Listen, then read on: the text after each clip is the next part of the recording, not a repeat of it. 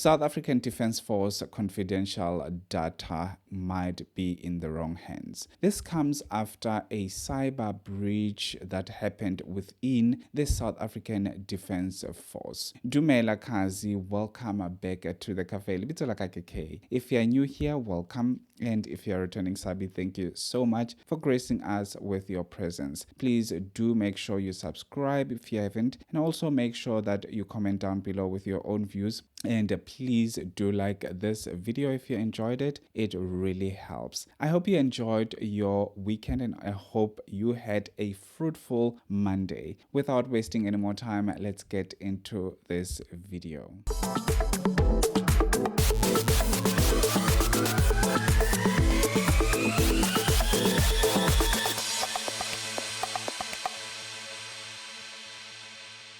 Before we dive into this article that was published by My Broadband, let me tell you that this is not the first time that there is a security breach within South African Defence Force. So it raises questions that, are we really safe in this country? Does anyone knows what they are doing anywhere in this country within the government entities and the government departments, especially when it comes to the security of the country? That means anything can happen, and this is not the only department that is actually having cyber security problems. You remember there's many other ones that actually came out, or we actually read about, that there was a security breach or cyber security breach that happened within this department, and this amount was missing and that amount was stolen via cyber security. So it is something that is giving South Africa sleepless nights at this point of time, especially the people who are really invested in this country. Imagine what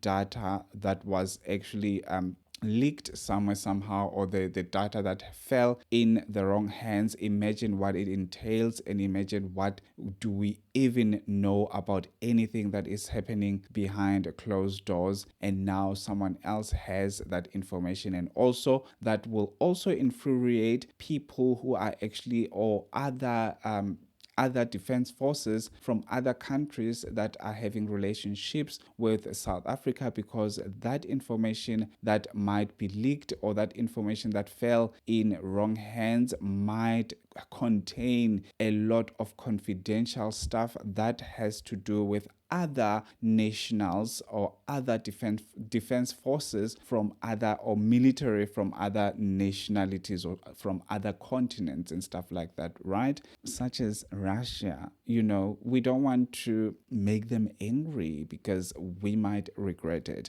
But anyway, this is actually the article. The South African Defence Force's computer management system was reportedly left exposed after a contractor installed SIM cards and open access Wi-Fi on nationwide relay systems. Imagine if they only see it now. Just imagine how long do they even have that information? How long were they connected to the actual SANDF data or computers? How long? For how long? We really need to ask those questions, and we really need to get the answers for those questions from our government.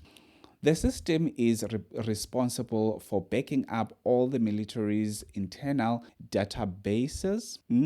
From the Persol personnel database to its logistic systems. According to City Press report, Defense Intelligence officers recently raided a relay stations in Gauteng, KwaZulu-Natal, and the Free State to remove the equipment. How long was that equipment there? Defense Force Intelligence started investigating after repeated issues with the operation of one site. One of the dodgy relay stations was then opened under military supervision, leading to the discovery of the SIM cards and data chips with open access.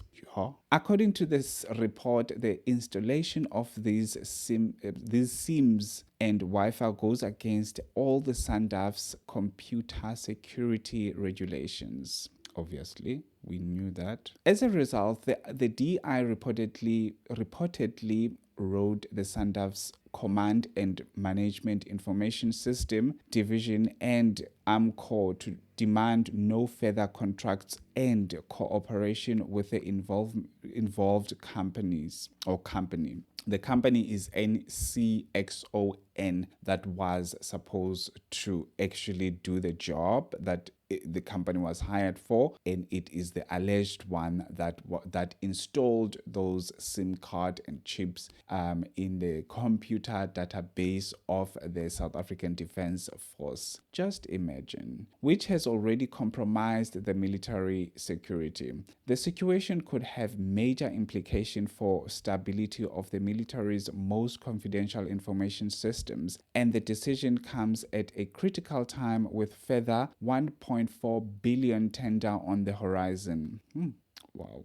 You know what? These tender things must end. They must just end. I don't understand why SANDF, if they are able to train people to be nurses and all of those things, why don't they have their own IT specialists without getting people from outside? Like, honestly, it just baffles me sometimes. My broadband asked NECXN for further comment, but it didn't immediately respond to our request. Obviously, they wouldn't respond at first hand because maybe they know what they did. We don't know. Security of South Africa's most sensitive communications systems comes in the wake of several high-profile compromises. I think I mentioned that at the beginning of this video that this is not the only institute that is having problems with cybersecurity that is compromised, and it is a situation that is very serious. Some people might not see it as serious as a lot of people would see it serious, just because a lot of people might not know what does this mean, that the database was compromised, the database was hacked, and all of those things. There's people that don't know about these things, and these things are the ones that will create a lot of instability in the country if a lot of information that is very highly confidential is out there within someone's who is having bad intentions about this country.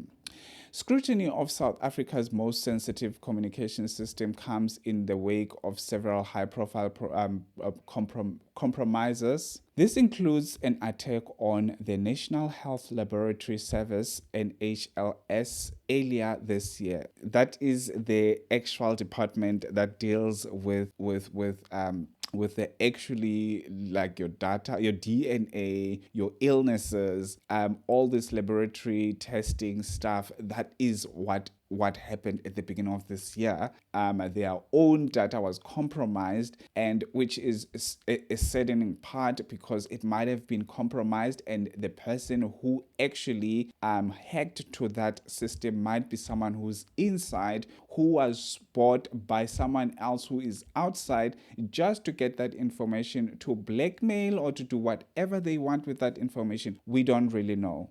Because most of the times when there's hackers, in most cases, they want money. It's like in a form of extortion. And extortion in South Africa is rampant. And we never know if that is one of the things that will come to light in some point, whereby people have got your information about your medical issues and whatever, and they want you to give them money. And in most cases, they would go to the high profile people to do that, because obviously we get sick, honey. We go to these hospitals, we get tested for whatever reason, and we get diagnosed with whatever issues that we have. And in most cases, we don't want people to know about those things. And obviously, if someone is able to hack in the system and get that information, they can do whatever they want to do with that information, even if you don't want that information to be known by the public.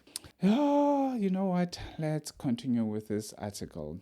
It has also crippled South Africa's already overburdened lab testing capabilities for public health facility. In July 2024, Public Works Minister Dean McPherson revealed that cyber criminals have stolen 300,000 million rands from South African taxpayers over the past decade, thanks to security flaws within the department. This I spoke about at the beginning, like at the beginning of this GNU, and when everything was all popular and whatever, and Dean McPherson coming out with the allegations that his department might be missing an amount of 300,000 rands, or more than 300 million rands, 300 million rands, not thousand. 300 million rands due to cyber security breaches. But anyway, he indicated that insiders at the department may have been involved, describing it as an elaborate scheme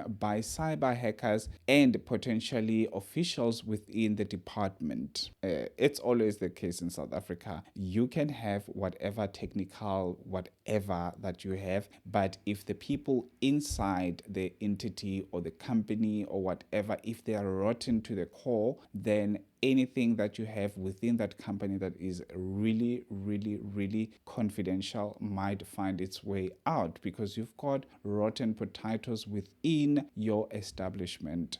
Wow. Following an incident in May 2024 where attackers stole a further 24 million, the department launched a full forensic investigation with the Hawks South Africa Police Service, State Security Agency, and ICT and cyber security experts. To build trust with South Africans, we must be transparent about the problems we face, says McPherson. I will ensure that financial control are tightened and we hold those responsible accountable for their actions. 4 officials have been suspended and investigators have seized 30 laptops. I still wonder if what is going on with this case, because I haven't heard anything about it. I really need to research a bit more about it, because obviously it's been a couple of weeks or even more than 2 months since we heard that 30 laptops were seized. What is in the laptop? We want to know as well. SIM card fraud also poses a significant threat in South Africa, with authorities arresting 48 suspects in Gauteng and Free State in July. That is like almost 2 months ago. Yo. The Communication Risk Information Center, COMRIC, assisted in the operation, which led to the arrest. The individuals are all foreign nationals,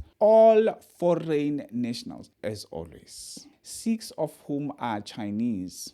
Really?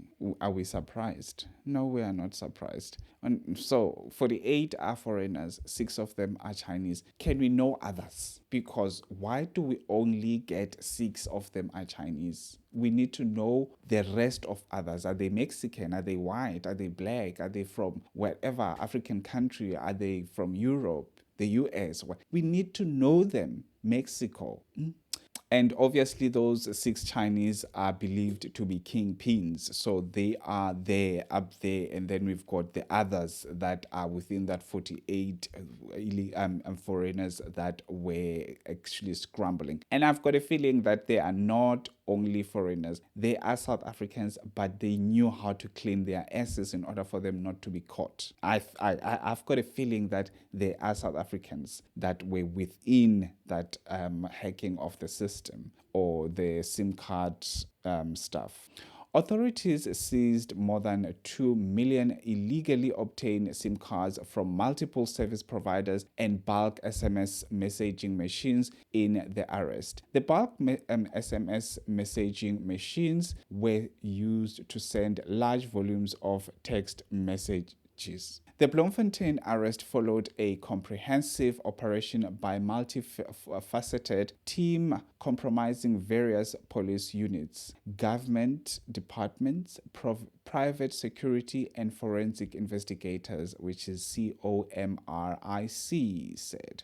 In that specific operation, police investigators acted on information regarding 2 houses in Woodlands, Bloemfontein. The search and seizure operation resulted in recovery of SIM cards from different service providers. What is government doing about this whole thing? Like, I feel like people should make noise, a lot of noise about this whole thing. What is government saying and what is government doing? What are the consequences? Are they going to go to court and go to prison, and 2 years later they are out and going on with their lives and stuff like this? Because the consequences in South Africa are so lenient to criminals, to the point that it's fine for criminals to be arrested. And how many of those criminals are connected with people that are outside, which is everywhere in South Africa? How many of those criminals that are sitting in the US, in China, in whatever place, that are having a control or having control over anything that is happening in South Africa, if they are able to actually have a SMS messaging machine and duplicate these SIM cards and do whatever they want, and obviously hack and steal money or even check this information. I feel like the kingpins from China, they might be connected with politicians in China. I just said it. But anyway, thank you so much for watching. Please let me know what you think about this whole thing. I'll see you on my next upload. Please do subscribe. Make sure you hit the notification bell in order for you to be notified whenever I'm posting these videos. I'll see you on my next upload. Have a fantastic one. Peace.